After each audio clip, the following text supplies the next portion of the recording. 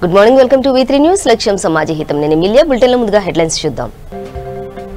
సాగర్ ప్రజలకు కృతజ్ఞతలు తెలిపిన ముఖ్యమంత్రి కేసీఆర్. భగత్ తో కలిసి నియోజకవర్గాన్ని సందర్శిస్తారని కేసీఆర్ ప్రకటన. గాంధీ ఆసుపత్రికి 100 ఆక్సిజన్ సిలిండర్లు అందజేత. కేంద్ర మంత్రి కిషన్ రెడ్డికి ధన్యవాదాలు తెలిపిన గాంధీ సూపరింటెండెంట్ రాజారావు. సీఎం జగన్ బాధ్యతారాహిత్యంగా వ్యవహరిస్తున్నారు. మాజీ మంత్రి దేవినేని ఉమా ఆరోపణ.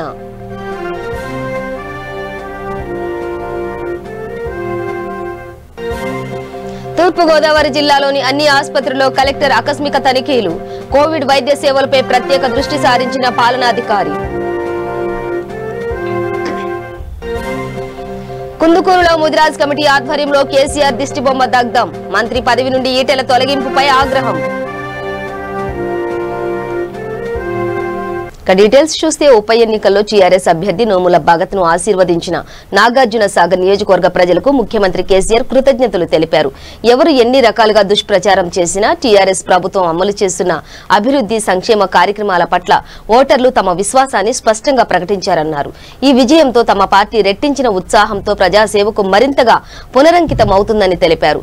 ఎన్నికల సందర్భంలో ఇచ్చిన ప్రతి వాగ్దానాన్ని టీఆర్ఎస్ నెరవేరుస్తుందని, త్వరలోనే ఎమ్మెల్యే భగత్ తో పాటు నాగార్జున సాగర్ నియోజకవర్గాన్ని సందర్శిస్తారని కేసీఆర్ ఓ సందేశంలో పేర్కొన్నారు. ప్రజల సమస్యలన్నీ పరిష్కరిస్తామని, ఎన్నికల సందర్భంగా పార్టీ నాయకులు నివేదించిన అంశాలకు కార్యరూపం ఇస్తామని, దేవరకొండ, నాగార్జున సాగర్, మిర్యాలగూడ, హుజూర్ నగర్, కోదాడ నియోజకవర్గాల పరిధిలో ఇటీవల మంజూరు చేసిన సాగునీటి ఎత్తిపోతలను శరవేగంగా పూర్తి చేసి ప్రజలకు నీరు అందిస్తామని తెలిపారు. భగత్ విజయం కోసం కృషి చేశారంటూ పార్టీ నాయకులు, కార్యకర్తలకు అభినందనలు తెలిపారు.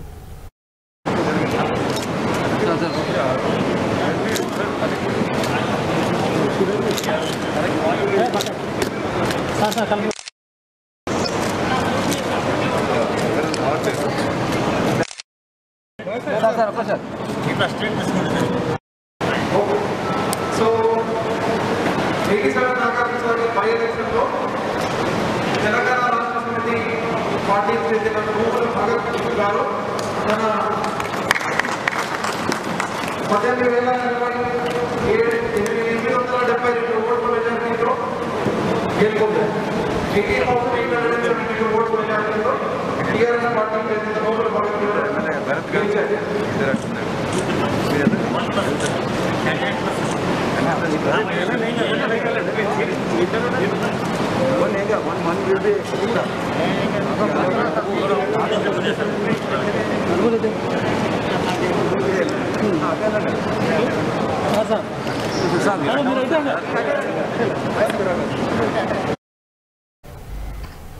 కోవిడ్ రోగుల కోసం గాంధీ ఆసుపత్రికి DRDO నుంచి 100 ఆక్సిజన్ సిలిండర్లను అందజేసినట్లు కేంద్ర మంత్రి కిషన్ రెడ్డి తెలిపారు. ఈ కార్యక్రమానికి DRDO missile DG MSR Prasad, Gandhi superintendent Rajarao హాజరయ్యారు. కిషన్ రెడ్డి తమకు ఏ ఇబ్బంది ఉన్నా వెంటనే రెస్పాండ్ అవుతున్నారని, DRDO నుంచి వచ్చిన సిలిండర్లతో కొంతమందిని కాపాడుకోగలుగుతున్నామని రాజారావు అన్నారు. కిషన్ రెడ్డి చొరవ వల్లే అన్ని రకాలుగా గాంధీ సేవలందించగలుగుతుందని ఆయన పేర్కొన్నారు. 650 ICU పడకలతో దేశంలోని అతిపెద్ద ఆసుపత్రిగా సేవలందిస్తుందని, 2 తెలుగు రాష్ట్రాల నుంచి మాత్రమే కాకుండా చుట్టుపక్కల రాష్ట్రాల నుంచి రోగులు వస్తున్నారని చెప్పారు. తెలంగాణ ప్రజల కష్ట సుఖాల్లో కేంద్రం తోడు ఎప్పుడూ ఉంటుందని కిషన్ రెడ్డి అన్నారు. గాంధీ ఆసుపత్రిలో ఆక్సిజన్ కొరత ఉండకూడదని CS తో మాట్లాడానని కేంద్ర మంత్రి తెలిపారు.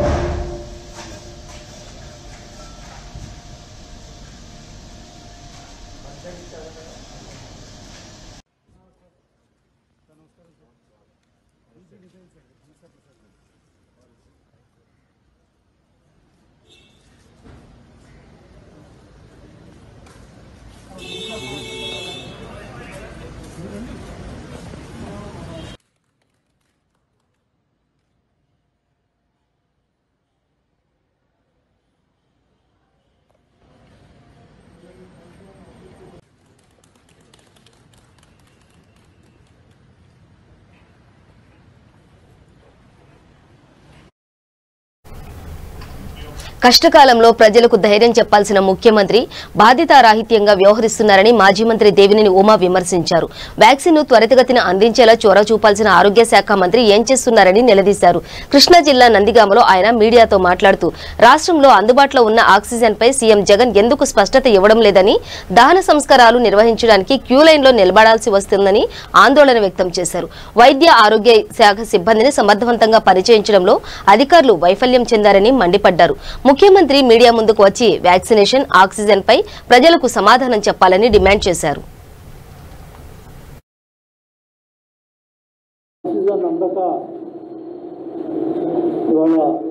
అనంతపురం కావచ్చు, చాలా జిల్లాల్లో చాలా పెద్ద ఎత్తున మరి రోగుల బంధువులు, వాళ్ళ కుటుంబ సభ్యులు పత్రికల్లో వస్తూ ఉన్న వార్తలు వింటా ఉంటే హృదయం కలిసేస్తూ ఉంది. ప్రాణవాయువే ప్రజలు ఊపిరి తీసేస్తూ ఉంది. అందక వాళ్ళ ప్రభుత్వాల ఘోర తప్పిదం, ప్రభుత్వం యొక్క ముందు చూపు లేనితనం, ప్రణాళిక లేనితనం. ఎందుకంటే 20 మార్చిలోనే లాక్డౌన్ పెట్టుకొని మరి పెద్ద ఎత్తున ప్రజలను సమాయత్తం చేయాల్సిన ప్రభుత్వం కరోనా మొదటి వేవ్ తర్వాత బాధ్యతారాహిత్యంగా, నిర్లక్ష్యంగా, ప్రణాళిక లేకపోవడం వల్ల ఇవాళ కరోనా కష్టాలు వచ్చాయి. మరి మన తెలుగు రాష్ట్రాల్లోనే ఒక వ్యాక్సిన్, కోవాక్సిన్ తయారవటం, దేశంలో 2 వ్యాక్సిన్లు అందుబాటులో ఉండటం, రాష్ట్ర ప్రభుత్వాలు ముందు చూపుతో ఎవరైతే అడ్వాన్సెస్ ఇచ్చి ఎవరైతే ముందు చూపుతో ముందుకెళ్ళారో ఆ రాష్ట్రాల్లో వ్యాక్సిన్లు అందుబాటు వచ్చాయి. ఇప్పుడు మన రాష్ట్రంలో దగ్గర 4 కోట్ల మందికి వ్యాక్సిన్ ఇవ్వాల్సిన అవసరం ఉండగా 18-45 ఏళ్ల మధ్యలో వాళ్ళకి వ్యాక్సిన్ ఇవ్వలేమని వాళ్ళ సలహాదారులు సజ్జలు మాట్లాడుతూ ఉన్నాడు. సంవత్సరం అవుతుంది వ్యాక్సిన్ ఇవ్వాలంటే. అసలు ఏం మాత్రం కూడా బాధ్యత లేకుండా ఆరోగ్య శాఖ మంత్రి, అదేవిధంగా ముఖ్యమంత్రి ప్రజలకు మీడియా ముందుకు వచ్చి రాష్ట్రంలో ఏం జరుగుతూ ఉంది, ప్రైవేట్ హాస్పిటల్స్లో ఎన్ని బెడ్స్ అందుబాటులో ఉన్నాయి, ఎన్ని ఆక్సిజన్ బెడ్స్ అందుబాటులో ఉన్నాయి, ఎన్ని వెంటిలేటర్స్ అందుబాటులో ఉన్నాయి, ఆక్సిజన్ ఏ విధంగా మేము నిల్వలించాం, ఏ విధంగా ఇన్ఫ్రాస్ట్రక్చర్ డెవలప్ చేస్తున్నాం, లేదా ఏ విధంగా ట్రాన్స్పోర్ట్ ఫెసిలిటీస్ మేము అన్ని జాగ్రత్తలు తీసుకుంటామని బాధ్యత గల ముఖ్యమంత్రి మీడియా ముందుకు వచ్చేంత వరకు మాట్లాడాల. నేను అడుగుతా ఉన్నా, మీ నాడు నేడు సమీక్షలో మీ రంగు వేసే కార్యక్రమాలు ఇవన్నీ పక్కన పెట్టి మీడియా ముందుకి ముఖ్యమంత్రి గారు తాడేపల్లి రాజప్రసాదం నుంచి మీడియా ముందుకు వచ్చి ఈ రాష్ట్రంలో ఆక్సిజన్ బెడ్స్ ఎన్ని ఉన్నాయి, వెంటిలేటర్స్ ఎన్ని ఉన్నాయి, ప్రైవేట్ హాస్పిటల్లో ఎన్ని బెడ్స్ ఉన్నాయి, గవర్నమెంట్ హాస్పిటల్లో ఎన్ని బెడ్స్ ఉన్నాయి, అధికారపూర్వకంగా ఎంతమంది చనిపోతున్నారు, అనధికారికంగా ఎంతమంది చనిపోతున్నారు, ఒక్కొక్క మార్చురీలో ఒక్కొక్క ప్రభుత్వ హాస్పిటల్లో గుట్టలుగా సవాలు పడి ఉన్నాయి. ఆక్సిజన్ అందక తూర్పుగోదావరి జిల్లా వ్యాప్తంగా అనుమతి ఉన్న ప్రైవేట్ ఆసుపత్రులను తనిఖీ చేయడం జరుగుతుందని కలెక్టర్ మురళీధర్ రెడ్డి తెలిపారు. కాకినాడలో లక్ష్మీ ఆసుపత్రిని ఆయన ఆకస్మికంగా తనిఖీ చేశారు. ఆసుపత్రిలో అందుబాటులో ఉన్న సౌకర్యాలు, బాధితుల వివరాలను అడిగి తెలుసుకున్నారు. వైద్య సేవలను అందించడంలో వైద్యులు నిర్లక్ష్యం వహించరాదని సూచించారు.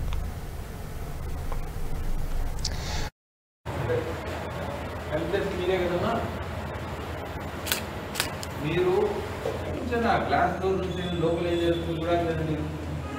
10 రోజులు అయింది, మీకు you don't even have command over the hospital. ఎక్కడ ఏమున్నాయి ఏంటనే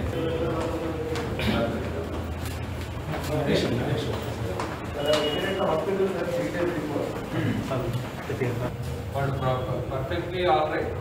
ప్రాబబ్లీ వాళ్ళకి ఏంటంటే ఇంటికి వెళ్తే some pressure they must be putting on the hospital authorities. దాన్ని ఈజీ అవుట్ చేయాలి మనం. Minimum 50% can be discharge. ఇప్పటికీ 45 వయసు తీసుకున్నాను సార్. మళ్ళీ కూడాను ఆరోగ్య పేషెంట్లకి రొటేషన్ బేస్లో ఇచ్చేస్తున్నాం సార్. 45 మా దగ్గర నుంచి ఏడి అదే డ్రగ్స్ నుంచి తీసుకున్నారు. మీరేమైనా డైరెక్ట్గా తీసుకున్నారు? డైరెక్ట్గా అంటే మన అమృత హాస్పిటల్లో లాస్ట్ ఇయర్ వచ్చినటువంటి ఇండియన్ మీద వస్తుంది సార్. లక్ష్మీ మీద కరెక్ట్. ఒకటి మన హెల్త్ టెస్ట్ మీరు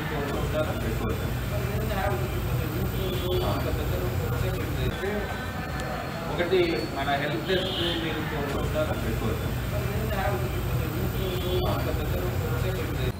ఎందుకు పేషెంట్ లోపల ఉన్నారు? హూ కెన్ బి డిశ్చార్జ్ ఎందుకు ఉన్నారు? మీరు ఎందుకు చెక్ చేయట్లేదు?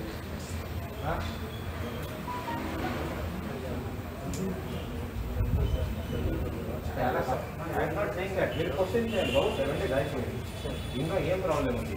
మీరు వై నాట్ డిశ్చార్జ్ క్వశ్చన్ చేయాలి కదా.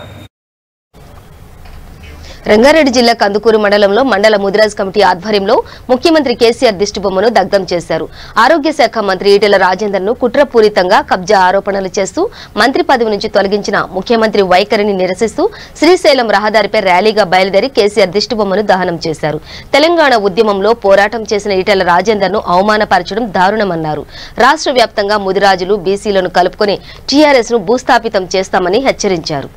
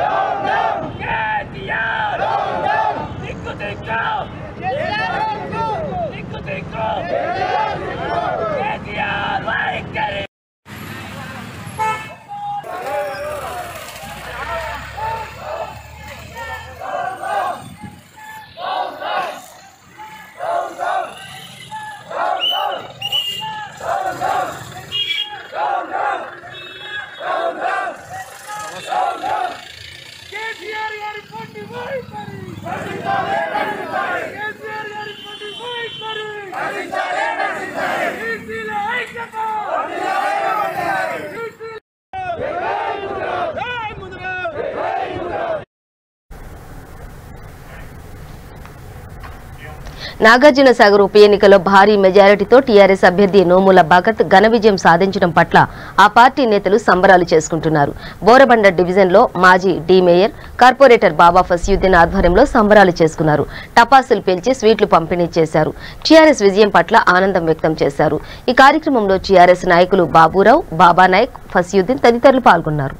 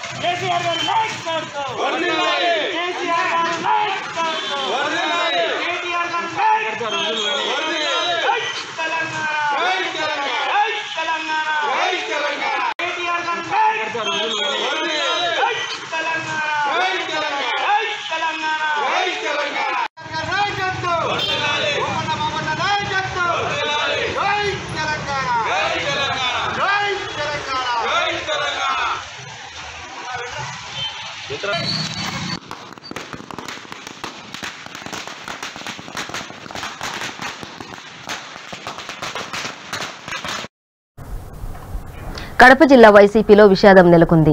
జిల్లా విద్యార్థి సంఘం అధ్యక్షులు ఖాజా రహంతుల్లా ఆకస్మికంగా మృతి చెందారు. పలువురు నేతలు ఆయనకు నివాళి అర్పించారు. జిల్లా కడప కార్యాలయంలో డిప్యూటీ సీఎం అంజాద్ బాషా, మేయర్ సురేష్ బాబు, ఖాజా రహంతుల్లా ఆయన చిత్రపటానికి పూలమాలలు వేసి నివాళులర్పించారు. వైఎస్ఆర్ కాంగ్రెస్ పార్టీ విద్యార్థి విభాగం జిల్లా అధ్యక్షులైన ఖాజా రహంతుల్లా గారు హఠాత్ మరణం వల్ల ఈరోజు వైఎస్ఆర్ కాంగ్రెస్ పార్టీ నాయకులంతా కూడా ఈరోజు విభ్రాంతిలోకి వెళ్ళిపోవడం జరిగింది.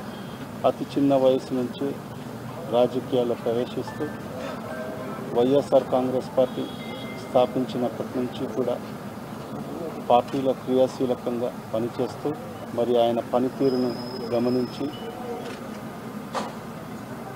వైఎస్ఆర్ కాంగ్రెస్ పార్టీ నాయకులు అధిష్టానం ఆయనకు వైఎస్ఆర్ కాంగ్రెస్ పార్టీ కడప జిల్లా విద్యార్థి విభాగానికి అధ్యక్షునిగా నియమించడం జరిగింది. మరి ఆనాటి నుంచి కూడా విద్యార్థుల సమస్యల పట్ల మరి అనేక పోరాటాలు చేస్తూ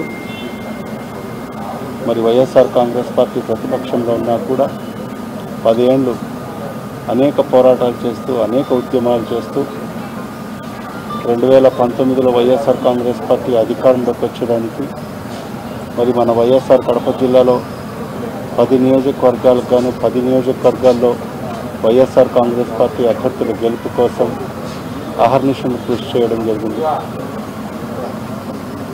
సమైక్య ఆంధ్ర ఉద్యమంలో కూడా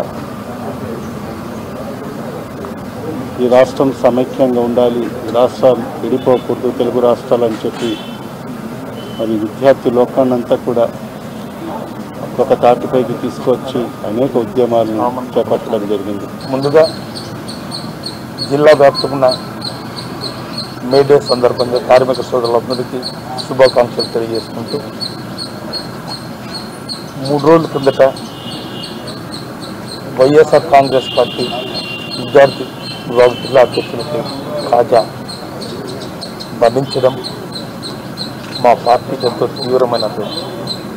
నిజంగా కాజా 2011లో వైఎస్ఆర్ కాంగ్రెస్ పార్టీ స్థాపించినప్పటి నుంచి కూడా పార్టీకి చురుగ్గా పాల్గొంటూ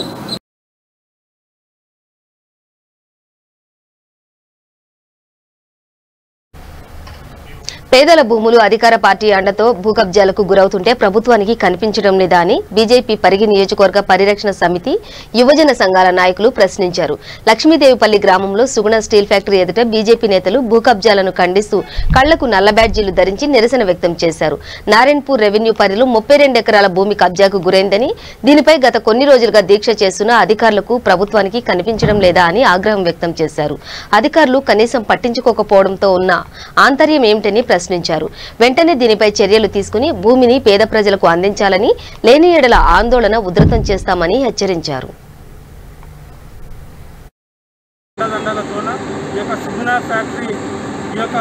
భూమిని కబ్జా చేసుకోవడం జరిగింది.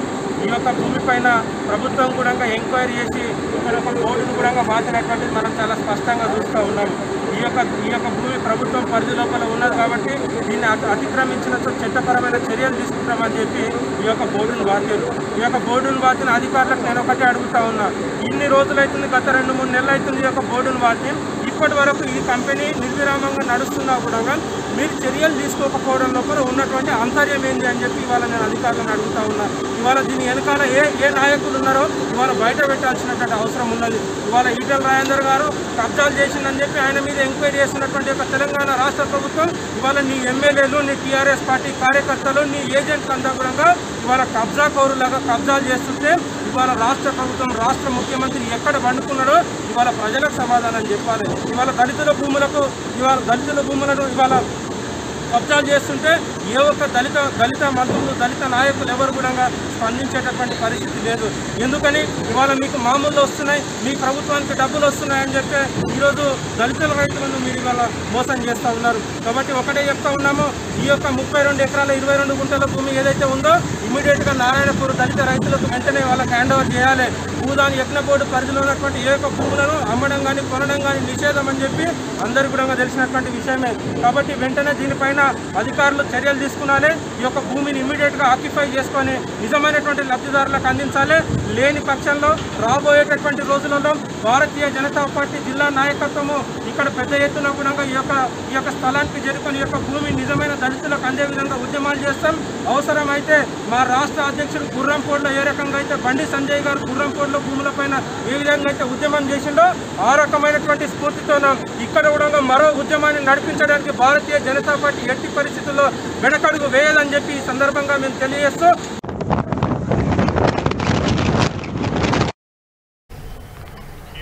జగిత్యాల జిల్లా లయన్స్ క్లబ్ ఆఫ్ మల్లాపూర్ వారి ఆధ్వర్యంలో జాతీయ అవార్డు గ్రహీత సుతారి రాజేందర్ తన పిల్లల పుట్టినరోజు సందర్భంగా ప్రభుత్వ హాస్పిటల్లో ఆశా వర్కర్లకు నర్సులకు మాస్కులు పంపిణీ చేశారు.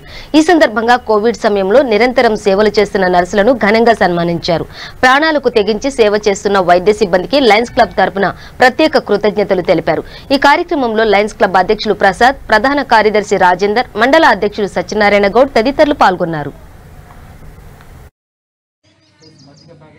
ఆయన అందజేయడం జరిగింది. ఇదే సహాయం కాకుండా లయన్స్ క్లబ్ తరఫున సుతారి రాజేందర్ గారు పలు సేవా కార్యక్రమాలు నిర్వహిస్తారు. వారికి ప్రత్యేక ధన్యవాదాలు. మన సత్యంలో మాట్లాడాల్సిందే కోరుతున్నాం.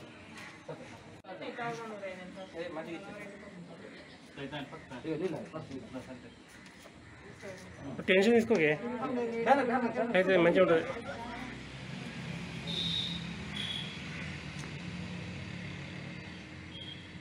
మల్లాపూర్ లయన్స్ క్లబ్ అధ్యక్షులు శ్రీ రాంప్రసాద్ గారి నేతృత్వంలో ఇవాళ ప్రభుత్వ దవాఖానలో మరియు మన రాజేంద్రన్న సుతారి జాతీయ గ్రహీత అవార్డు వారు సాధించినందుకు వారు కూడా మల్లాపూర్ తరఫున ధన్యవాదాలు చెప్తున్నాం.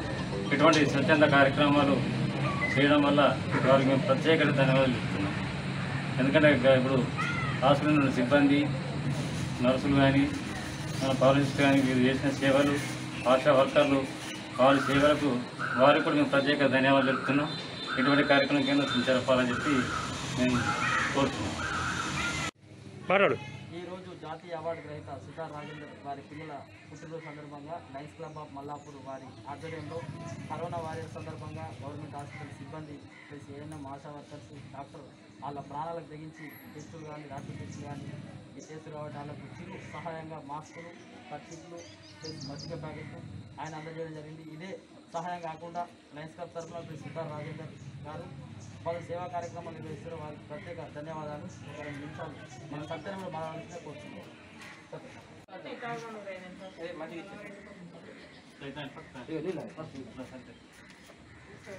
టెన్షన్ తీసుకోకే. బులెటిన్ ముగించే ముందు హెడ్లైన్స్ మరోసారి. సాగర్ ప్రజలకు కృతజ్ఞతలు తెలిపిన ముఖ్యమంత్రి కేసీఆర్, భగత్తో కలిసి నియోజకవర్గాన్ని సందర్శిస్తారని కేసీఆర్ ప్రకటన.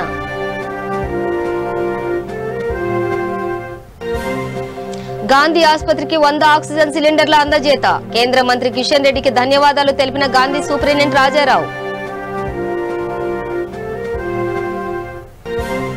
సీఎం జగన్ బాధ్యతారాహిత్యంగా వ్యవహరిస్తున్నారు, మాజీ మంత్రి దేవినేని ఉమా ఆరోపణ.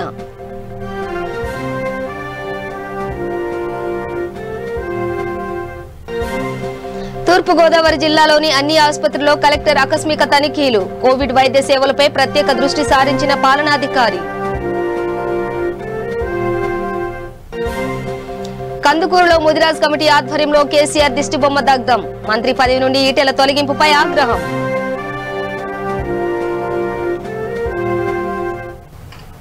ఇవి బులెటిన్ విశేషాలు. మరింత సమాచారం కోసం చూస్తూనే ఉండండి V3 న్యూస్, లక్ష్యం సమాజహితం.